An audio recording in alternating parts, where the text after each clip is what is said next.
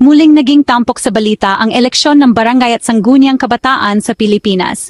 Hindi dahil sa matinding labanan o reforma sa lokal na pamumuno, kundi dahil sa isa na namang pagpapaliban. This is presented to you by Education 4708. Just proceed to view the full content. Sa pagkakataong ito, ang eleksyon sa 2025 na orihinal na nakatakda sa Disyembre 1 ay inilipat sa Nobyembre 2026. Sa malalim na pagtalakay na ito, susuriin natin kung ano ang nagtulak sa pagpapaliban, ikukumpara ang mga bersyon na ipinasa ng mababang kapulungan ng Kongreso at ng Senado, at ipapaliwanag kung paano hinubog ng Bicameral Conference Committee ang huling resulta. Sa Pilipinas, ang eleksyon ng barangay at sangguniang kabataan ay ginaganap upang ihalal ang pinakamaliit na unit ng lokal na pamamahala. Ang mga barangay ay mga komunidad sa pinakamababang antas na pinamumunuan ng isang punong barangay at 7 kagawad. Para sa kabataan, ang sangguniang kabataan ang kumakatawan sa kanilang boses sa mga lokal na usapin. Mahalaga ang mga eleksyong ito. Nakakaapekto ang mga ito sa serbisyo sa komunidad, pagpapaulad ng kabataan, at pagtugon sa kalamidad. Gayunpaman, maraming beses na itong ipinagpaliban sa nakaraang dekada. Simulan natin sa mababang kapulungan ng Kongreso. Mas maaga sa 2025, ipinasa ng mababang kapulungan ang House Bill number 11,287. Ano ang iminungkahi nito? Pinahaba ang termino ng mga opisyal ng barangay at SK mula 3 taon patungong 6 na taon. Pinanatili ang prinsipyo ng sabay-sabay na eleksyon para sa barangay at SK. Isinulong ang susunod na eleksyon na gaganapin sa unang Lunes ng Disyembre 2029. Nagtakda ng limitasyon sa termino ng 3 magkakasunod na termino para sa mga opisyal ng barangay at 1 buong termino para sa mga opisyal ng SK.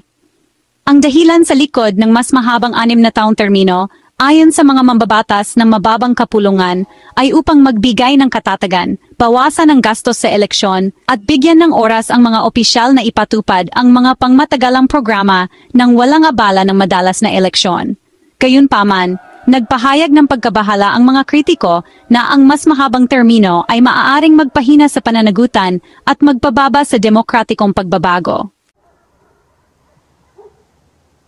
Samantala sa Senado, iba ang pananaw ng mga mambabatas.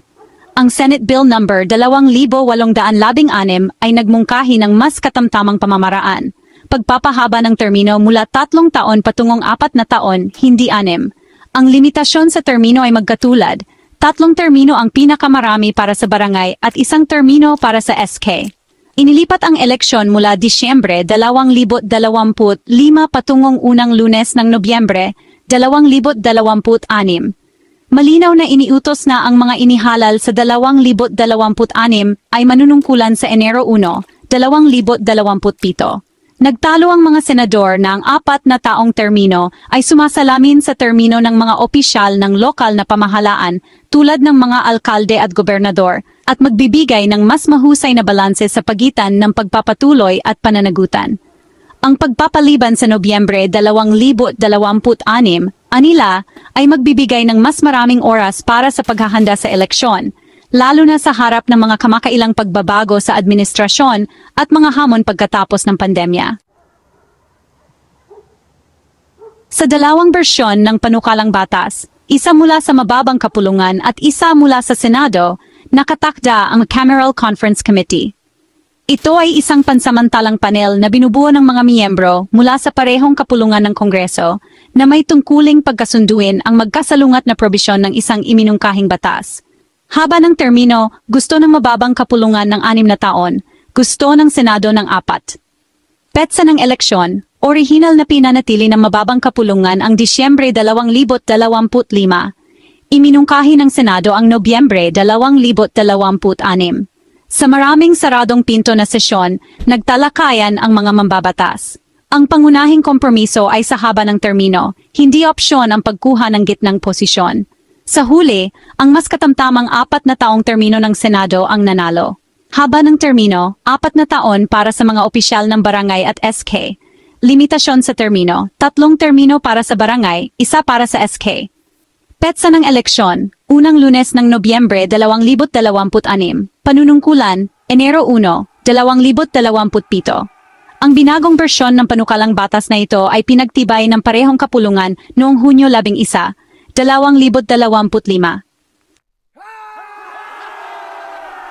Bakit patuloy na ipinagpapaliban ang eleksyon sa barangay? Limitasyon sa budget, katatapos lang ng pambansang eleksyon noong 2025 at pinamamahalaan ng gobyerno ang limitadong pondo. Pagpapatuloy ng serbisyo, ang mga lokal na opisyal na nasa gitna ng mga proyekto ng komunidad ay maaaring maantala. Pagkapagod ng botante, lalo na sa mga mas batang botante na nakikilahok sa eleksyon ng SK, nagpapahina sa demokrasya. Nagpapababa sa partisipasyon ng botante. Nagbibigay ng hindi inihalal na pagpapahaba ng termino sa mga kasalukuyang opisyal. Ang mga pagpapaliban ay maaring magmukhang maging hawa para sa kahusayan, ngunit ang paulit-ulit na pagkaantala ay nagdudulot ng panganib na mawala ng karapatan ang mga komunidad. Ngayong nakatakda na ang eleksyon sa Nobyembre 2026, ano ang susunod na mangyayari? Ang Commission on Elections o COMELEC ay mag-aayos ng kalendaryo ng eleksyon, ipagpapatuloy ang mga siklo ng pagpaparehistro ng botante, at maglalabas ng bagong mga alituntunin para sa kandidatura, pangangampanya, at partisipasyon ng kabataan. Ano ang ibig sabihin nito para sa pamamahala? Ang mga kasalukuyang opisyal ng barangay at SK ay magsisilbi ngayon sa pinahabang termino, ang ilan ay walang bagong mandato mula pa noong 2018. Halos 8 taon yan nang walang muling paghahalal para sa ilan. Habang ang 4 na taon termino sa hinaharap ay nangangako ng katatagan, nananatili ang mga tanong, pananatilihin ba ng mga susunod na kongreso ang pagiging pare-pareho ng siklo? O magkakaroon pa ba ng isa pang pagpapaliban bago ang 2026? Magkakaiba ang reaksyon sa pagpapaliban. Nagbabala ang mga grupo ng civil society sa demokratikong gastos ng pagpapaliban ng eleksyon. Nagpahayag ng pagkadismaya ang mga organisasyon ng kabataan sa hindi tiyak na timeline ng SK. Ilang opisyal ng barangay ang tinatanggap ang pagpapahaba bilang isang breathing space sa gitna ng mga limitasyon sa administrasyon at budget.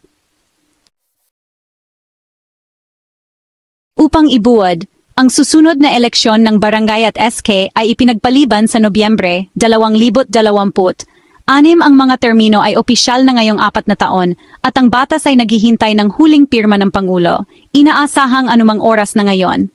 Magdadala ba ito ng katatagan at kahusayan o lalo pang magpapahina sa demokrasya sa komunidad? Tanging panahon ang makapagsasabi. Ang tiyak ay nananatiling kritikal ang pamumuno ng barangay at SK sa pambansang pag-unlad kahit kailan pa man maganap ang halalan. Salamat sa panonood. Manatiling may alam, manatiling nakikilahok. Huwag kalimutang mag-like, mag-subscribe at mag-comment ng inyong mga saloobin tungkol sa eleksyon ng barangay at SK.